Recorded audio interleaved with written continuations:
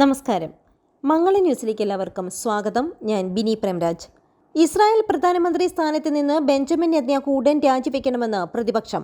October 7 നിന്ന് ഒന്നും പഠിക്കാത്ത നെതന്യാഹുവിന് അധികാരത്തിൽ തുടരുവാൻ അർഹതയില്ല എന്ന് പ്രതിപക്ഷ നേതാവ് യായിർ ലാപിഡ് അഭിപ്രായപ്പെട്ടു. അതേസമയം 153 രാജ്യങ്ങളുടെ പിന്തുണയോടെ UN പ്രമേയം പാസാക്കിയെങ്കിലും വെടിനിർത്തൽ ഒരുക്കമല്ലെന്നാണ് ഇസ്രായേൽ അറിയിച്ചിരിക്കുന്നത്.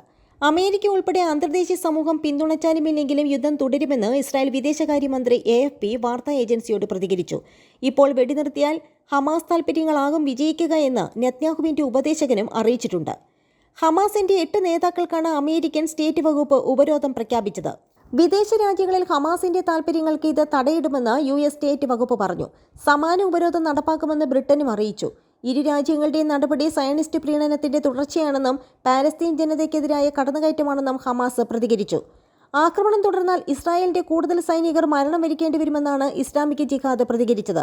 പശ്ചിമേഷ്യയിൽ യുദ്ധം വ്യാപിച്ചാൽ ആഗോള സമ്പദ്ഘടന ഉലയുമെന്ന് US ട്രഷറി സെക്രട്ടറി ചൂണ്ടിക്കാട്ടി. അതേസമയം വടക്കൻ ഗസയിൽ 2 സീനിയർ കമാൻഡർമാരടക്കം 10 സൈനികർ കൊല്ലപ്പെട്ടതായി ഇസ്രായേൽ സ്ഥിരീകരിച്ചു. ഹമാസ് നടത്തിയ ഒളിയാക്രമണത്തിൽ ഷുജായിൽ 9 പേരും മറ്റിടത്ത് ഒരാളുമാണ് കൊല്ലപ്പെട്ടത്. 21 പേർക്ക് പരിക്കേറ്റിട്ടുണ്ട്. ഇവരിൽ 4 പേരുടെ നില അതീവ ഗുരുതരമാണെന്നും ഇസ്രായേൽ സൈന്യം അറിയിച്ചു. ജെയിയിലെ കസവ മേഖലയിൽ നേരിട്ടുള്ള യുദ്ധത്തിനിടയിലായിരുന്നു 9 ഇസ്രായേൽ സൈനികർ കൊല്ലപ്പെട്ടത്. ഹമാസ് പോരാളികൾ പിൻവാങ്ങിയ കെട്ടിടത്തിൽ വീഡിയോ നിരീക്ഷണത്തിന്റെ അകമ്പടിയോടെ വീടുകൾ തോറും തിരച്ചിൽ നടത്താനെത്തിയ ഗോലാനി ബ്രിഗേഡിലെ ലഫ്റ്റനന്റ് കേണൽ തോമർ ഗ്രീൻബർഗിന്റെ നേതൃത്വത്തിലുള്ള സംഘമാണ് ഒളിയാക്രമണത്തിന് ഇരയായത്. ആദ്യ സംഘം ഇസ്രായേൽ സൈനികർ അകത്ത് കയറിയതോടെ നേരത്തെ സ്ഥാപിച്ച സ്ഫോടക വസ്തു പൊട്ടിത്തെറിക്കുകയായിരുന്നു. ആൾനാശമറിയാതെ ഉള്ളിൽ കുടുങ്ങിയവരെ രക്ഷപ്പെടുത്താൻ അടുത്ത സംഘം എത്തിയതും വീണ്ടും ഉഗ്രസ്ഫോടനമുണ്ടായി. ഒരു കേണലും 4 മേജർമാരുമടക്കം 9 മരണത്തിന് പുറമെ 2 ഡസനിലേറെ സൈനികർക്ക് പരിക്കേൽക്കുകയും ചെയ്തു. ഇതിൽ പലരുടെയും നില ഗുരുതരമാണ്. സ്ഫോടക വസ്തുക്കൾ പൊട്ടിത്തെറിച്ചതിന് പുറമെ ഗ്രാനേഡുകളും സ്ഫോടക വസ്തുക്കളും കൊണ്ട് ആക്രമണമുണ്ടായി. മരിച്ചവരെയും പരിക്കേറ്റവരെയും പുറത്തെടുക്കാനെത്തിയ 3ാം സംഘവും ആക്രമിക്കപ്പെട്ടു. സമീപത്തായാണ് മറ്റൊരു സൈനികനും കൊല്ലപ്പെട്ടത്. ഹമാസിനെ ഇല്ലാതാക്കിയെന്നും യുദ്ധം ഏകദേശം പൂർത്തിയായെന്നും കഴിഞ്ഞ ദിവസം ഇസ്രായേൽ പ്രതിരോധ മന്ത്രി യോവാവ് ഗാലന്റ് അവകാശപ്പെട്ടിരുന്നു. പ്രധാനമന്ത്രി ബെഞ്ചമിൻ നെതന്യാഹു സ്ഥിരീകരിക്കുകയും ചെയ്തു. തെക്കൻ ഗസയിൽ ഖാൻ യൂനിസ് എന്ന കടമ്പുകൂടി പിന്നിട്ടാൽ എല്ലാം ശുഭമെന്ന പ്രചരണങ്ങൾക്കിടയിലാണ് ഞെട്ടലായി 10 സൈനികരെ ഒറ്റനാളിൽ ഇസ്രായേലിന് നഷ്ടമായത്. ഒക്ടോബർ 7 ശേഷം ആദ്യമായാണ് ഇത്രയും സൈനികർ ഒറ്റനാളിൽ കൊല്ലപ്പെടുന്നത്. അതിനിടെ തെക്കൻ ഗസയിൽ ഖാൻ യൂനിസിലും പരിസരങ്ങളിലും കനത്ത ആക്രമണം തുടരുകയാണ്.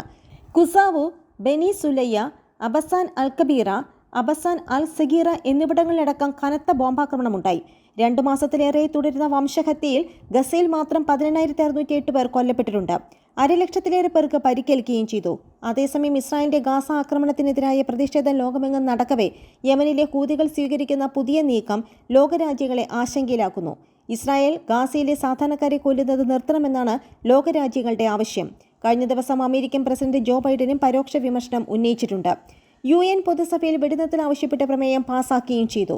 ഈ വേളയിലാണ് ഇസ്രായേലിന് മുന്നറിയിപ്പുമായി യമനിലെ ഹൂതികൾ രംഗത്ത് വന്നിരിക്കുന്നത്. സൗദി അറേബ്യ ഏറെക്കാലം വട്ടം കറക്കിയ യമനിലെ ഗോത്ര വിഭാഗമാണിത്. ഇറാന്റെ പിന്തുണയോടെ പ്രവർത്തിക്കുന്ന ഷിയ വിഭാഗക്കാരായ ഹൂതികളെ പൂർണ്ണമായും പരാജയപ്പെടുത്തുവാൻ അറബ് സഖ്യസേനയ്ക്ക് സാധിച്ചിരുന്നില്ല. സൗദിയുമായി സമാധാനത്തിന്റെ പാതയിലെത്തിയ ശേഷമാണ് ഹൂതികൾ ഇസ്രായേലിനെതിരെ തിരിഞ്ഞിരിക്കുന്നത്. ചെങ്കടലിലൂടെ പോകുന്ന ഇസ്രായേൽ ഉടമസ്ഥതയിലുള്ള കപ്പലുകൾ ആക്രമിക്കുമെന്നായിരുന്നു ഹൂതികളുടെ ആദ്യ മുന്നറിയിപ്പ്. ഇസ്രായേലിലേക്കോ തിരിച്ചുവരുന്ന ഏത് രാജ്യത്തിന്റെ ചരക്ക് കപ്പലും ആക്രമിക്കുമെന്നാണ് പുതിയ ഭീഷണി. ആദ്യം ഇസ്രായേലിലേക്ക് വാഹനങ്ങളുമായി പോയ കപ്പൽ പിടികൂടിയ ഹൂതികൾ കഴിഞ്ഞ ദിവസം നോർവീജിയൻ കപ്പലിൽ മിസൈൽ ആക്രമണം നടത്തി. ഹൂതികളിൽപ്പെട്ട അൻസാറുള്ള എന്ന വിഭാഗമാണ് സൈനിക നീക്കം നടത്തുന്നത്.